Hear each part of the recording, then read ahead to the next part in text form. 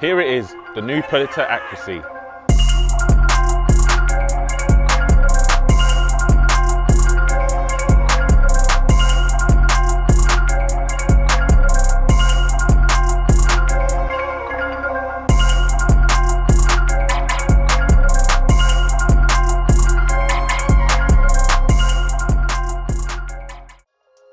We've looked at the history of the Predator in part 1. If you've missed it, make sure you go check that out. But now we're going to go and find out more on the tech and design of the brand new Predator Accuracy and see how they were tested in their lab.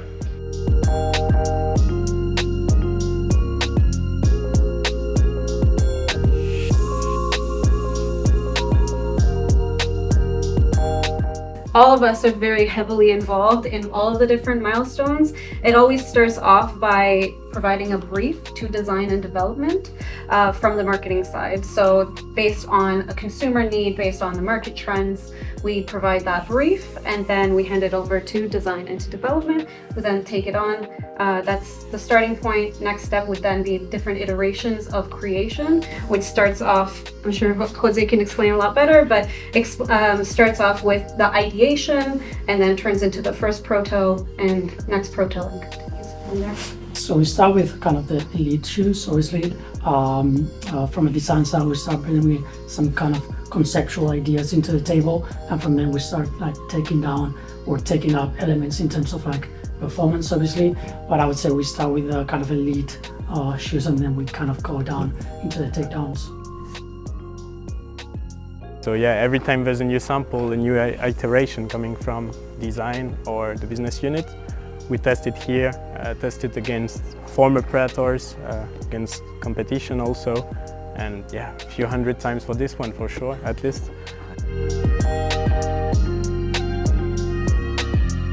So we really wanted to kind of focus on like the performance element of the boot. We look into 23 into like, you know, how can we maximize like the kind of a striking ability and the whole accuracy topic. So we really wanted to just highlight basically like the visual area where we actually need that and rubber element in order to kind of score more goals. I tested some rubber elements before the boot was even made. Some flat sheets of rubber that I can put also on the rubber leg. And I think that there were six, seven different versions just of the rubber, and then there's the configuration on the boot. That's also a few versions of that, I think 3 different at that time. So yeah, I would say around 10 in total, about just for that shoe. Yeah, and you said that there was like, you've removed a few from this side. What was like kind of thinking behind that? Yes, so when you use the rubber leg, there's a particular way of kicking.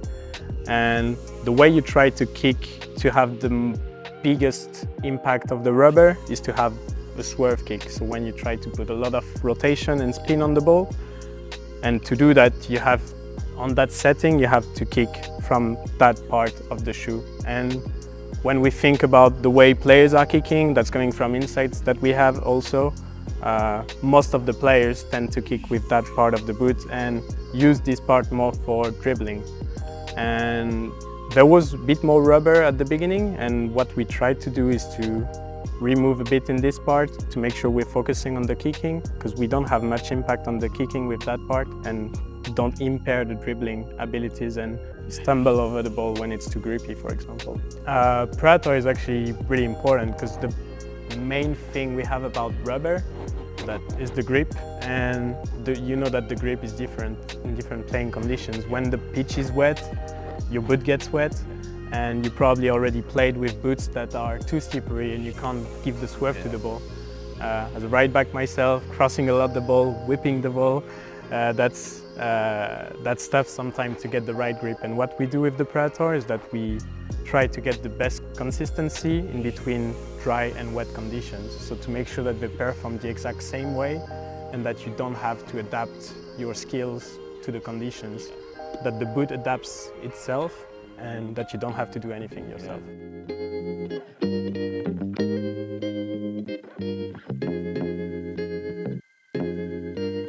One thing that maybe didn't change, which makes things a little bit harder, is that the outsole and the internal works here, that hasn't changed between the edge. So that's something just with our process that we wouldn't really change that in facelift. So where we started was, okay, rubber, one thing, height, another, and overall the vamp material. So one thing you can clearly see is we reduced the rubber, we pulled the height down, and the biggest one actually was the hybrid touch, the new hybrid touch coming back into play, of that significantly saves a lot of weight. And then we're looking at what padding, internal reinforcements, where can we optimize, when can we not, and that accumulates to bring the weight down basically. Yeah. That color also brings an element of distinguished expectation between the different iterations. So we always try to make sure that we're not following up with the same colors back to back. Even if it works for consumers, we want to provide freshness and newness and give it its own identity through color.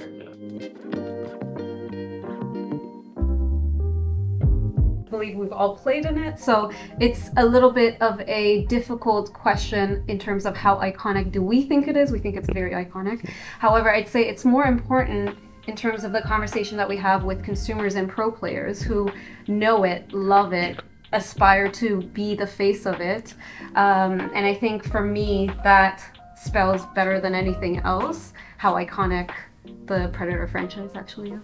To echo as well, that outside of here, I believe it's one of the most iconic boots out there in the market, but then also inside here, it's one of our longest running franchises. It's one of the faces of the brand, and I think everyone, whenever a new one releases, whether it's a brand new or just a facelift, everyone's got their eyes on it basically. So adds a little bit of extra pressure in our job as well.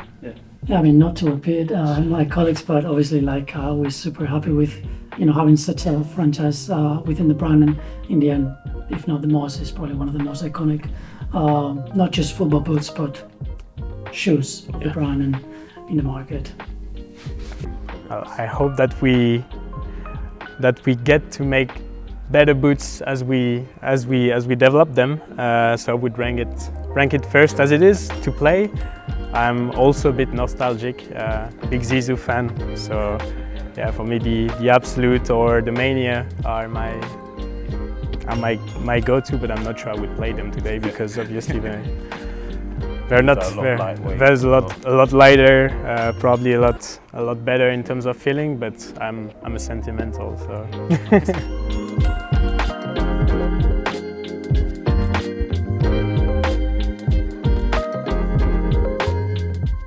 We found out all we need to know tech-wise about the Predator accuracy. All we need to do now is test them out on pitch for part 3.